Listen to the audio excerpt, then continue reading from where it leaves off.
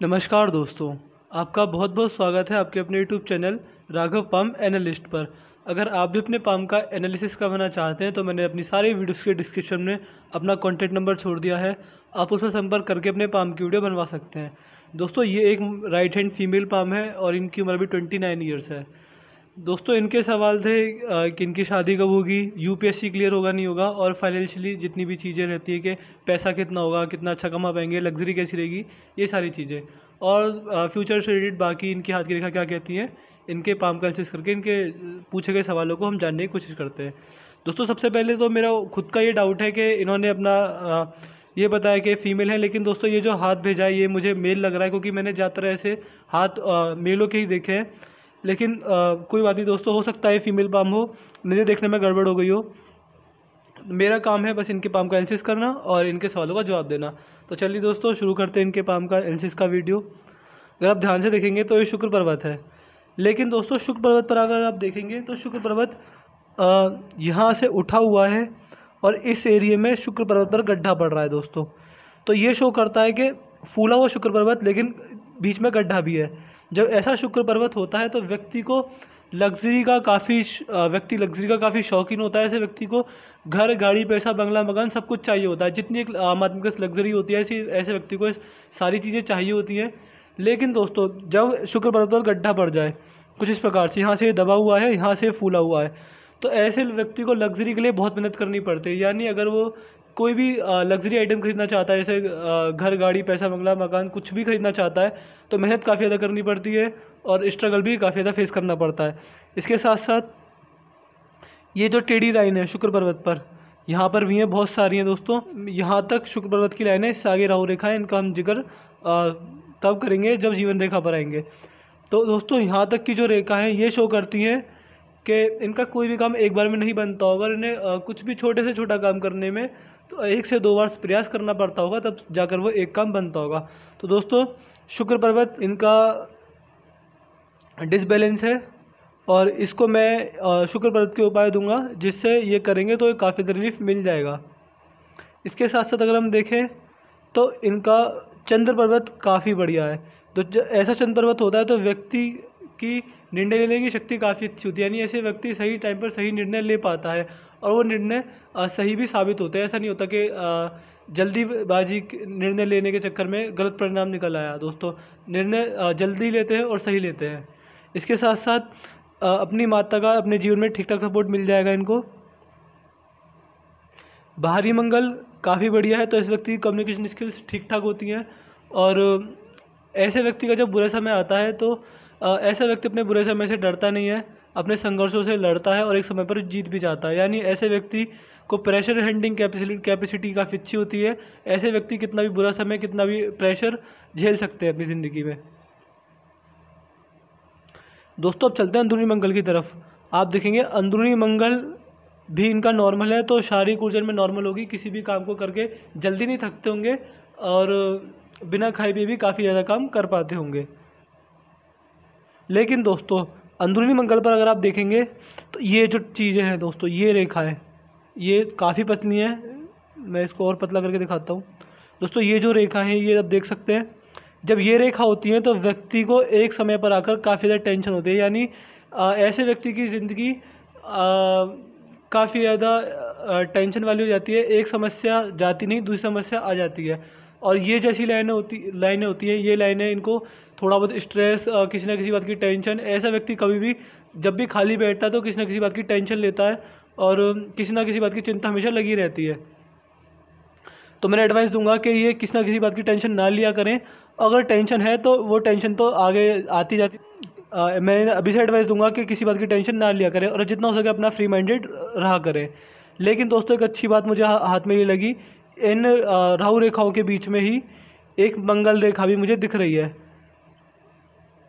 और दोस्तों, ये इनकी जीवन में लेट शुरू हो रही है। ये शुरू हो रही है इनके जीवन में 40 के बाद। लगभग 40 के बाद इनके जीवन में थोड़ी बहुत शांति मिलेगी, थोड़ा बहुत पैसे का अर्निंग, जो इनका पैसे कमाने का तरीका होगा वो भी काफ़ी बढ़ जाएगा। या फिर जॉब कर रहे होंगे तो प्रमोशन हो जाएगा। या फिर दोस्तों, जब ऐसी मंगल रेखा निकलती है तो ऐसे व्यक्ति को सपोर्ट काफ़ी अच्छा मिलता है अपनी फैमिली की तरफ से, और पैसे की तरफ से भी काफ़ी ज़्यादा सपोर्ट रहता है। तो दोस्तों इनको शुक्र पर्वत की रेमेडी करनी है और इनके हाथ में चिंताएं रेखा है बहुत ज़्यादा, यानी किसी न किसी बात की टेंशन लेना या फिर थोड़ी बहुत परेशानियाँ माइंड से रिलेटेड, तो इसकी भी मैं इनको रेमेडी दूंगा, करें तो काफ़ी ज़्यादा रिलीफ मिल जाएगा। गुरु पर्वत काफ़ी बढ़िया है। जब ऐसा गुरु पर्वत होता है तो व्यक्ति को फैमिली का सपोर्ट काफ़ी अच्छा मिलता है। इसके साथ साथ ऐसा व्यक्ति धार्मिक भी होता है। जैसे जैसे उम्र बढ़ती जाती है, जब ये व्यक्ति अपने बुढ़ापे की तरफ ऐसे अग्रसर होते हैं तो भगवान के प्रति धर्म एवं आस्था इनमें बढ़ चढ़कर बोलती है। दोस्तों शनि पर्वत इनका काफ़ी गड्ढे में जा रहा है। यहाँ से देखिए, यहाँ से आपको दिखेगा उभरा हुआ है, यहाँ से गड्ढे में है। दोस्तों जब ऐसा शनि पर्वत होता है तो व्यक्ति को 3 नेगेटिव पॉइंट मिलते हैं। सबसे पहला, जैसे मैंने यहाँ बताया था, कोई भी काम एक बार में नहीं बनता। दूसरा, अगर ये किसी चीज़ को ख़रीदना चाहते होंगे या फिर इनको इच्छा होगी कि मुझे ये चीज़ ख़रीदनी है, तो वो चीज़ इन्हें सबसे लेट मिलती है। मैं फॉर एग्जांपल बताऊं कि अगर इन्हें कोई कार ख़रीदनी होगी, किसी गाड़ी का नया मॉडल आया है और इन्हें ख़रीदना है, तो दोस्तों ये उस कार को जब खरीद पाएंगे जब पूरा शहर उस गाड़ी को चलाकर छोड़ चुका होगा। दोस्तों किसी भी चीज़ को ख़रीदना चाहें तो काफ़ी ज़्यादा परेशानी मिलती है। अगर उस चीज़ के लिए पैसे भी होते हैं तो ऐसी कंडीशन पैदा हो जाती है कि उस चीज़ को ना खरीद पाएँ, जो इनके मन की इच्छा की चीज़ें होती हैं। और दोस्तों तीसरा, ऐसे व्यक्ति कभी भी लोन ना लें। मैंने अभी से एडवाइस दूंगा, आगे चलकर अपनी ज़िंदगी में कभी भी हमेशा लोन ना लें। अगर ये ऐसे व्यक्ति लोन ले लेते हैं तो काफ़ी मुश्किल में फंस जाते हैं और ज़िंदगी भर अपने लोन का इंटरेस्ट ही चुकाते रहते हैं। प्रिंसिपल अमाउंट तो बहुत दूर की बात है।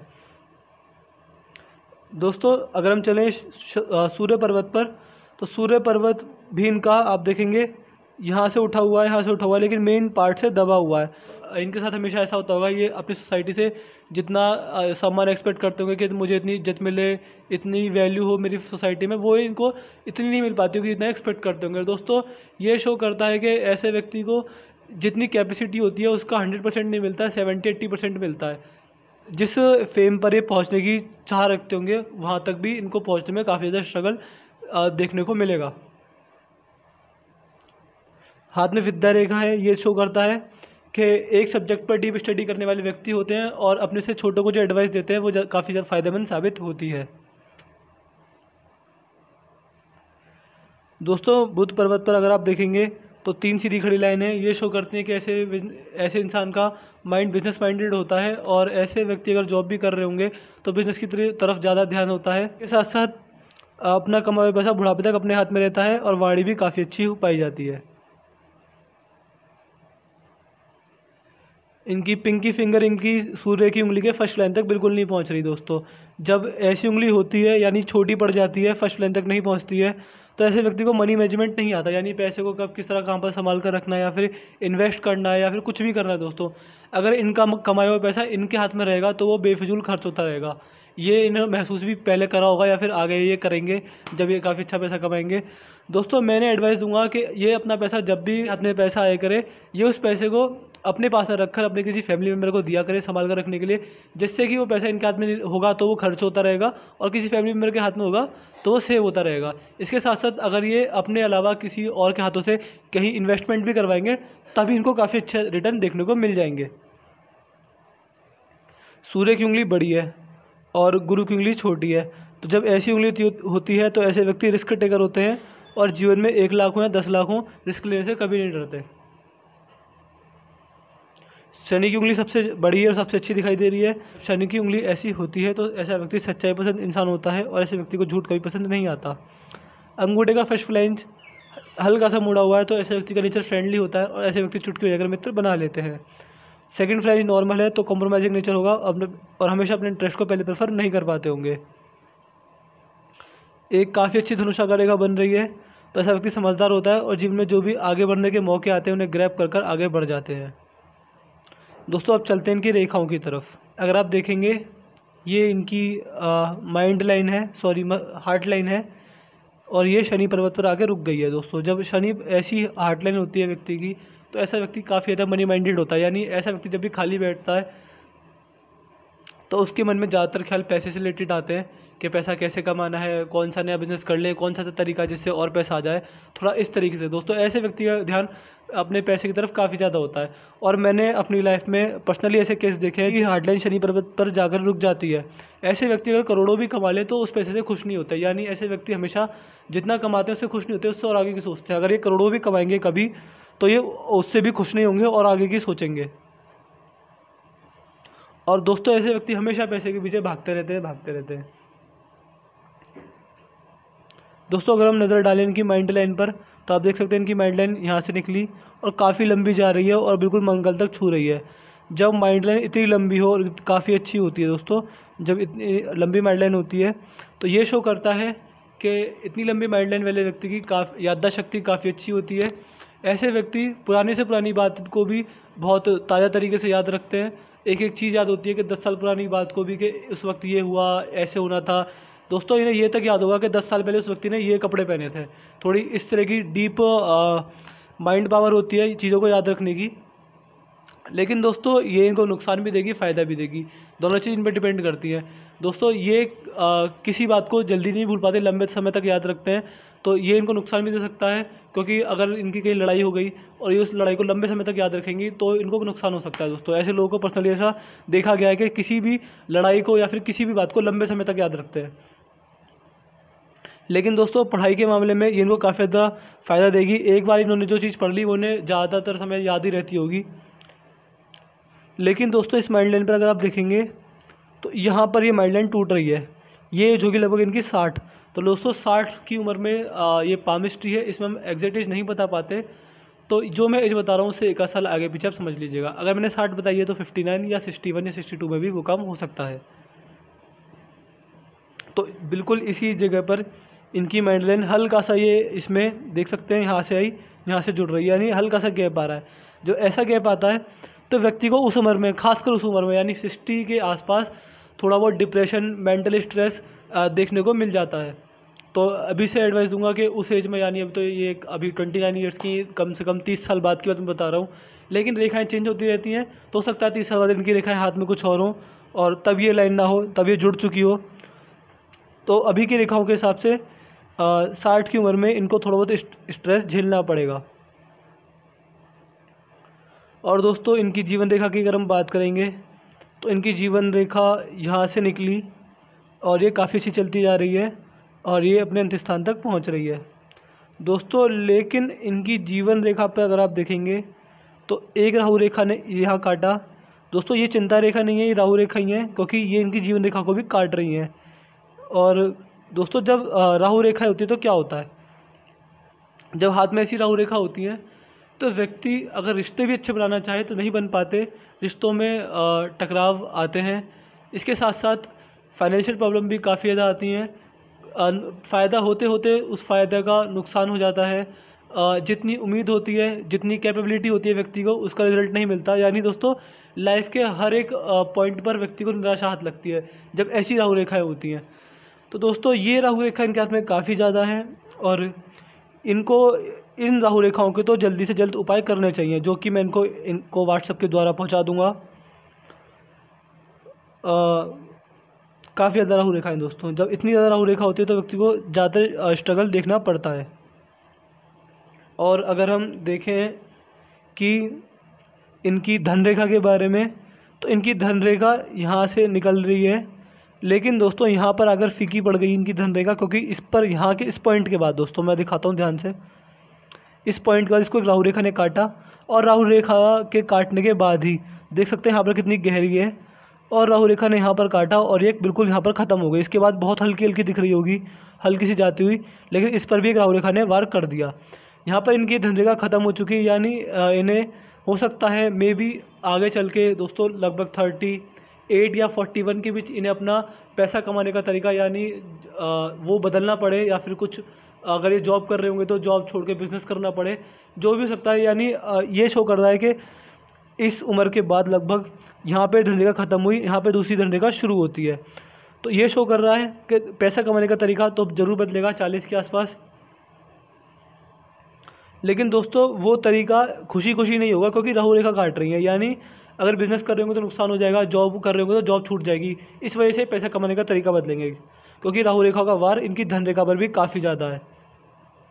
और दोस्तों नई जो धन रेखा निकली है इनके हाथ में, यहाँ से इस पर भी आप देख सकते हैं राहु रेखा बार बार काट रही हैं।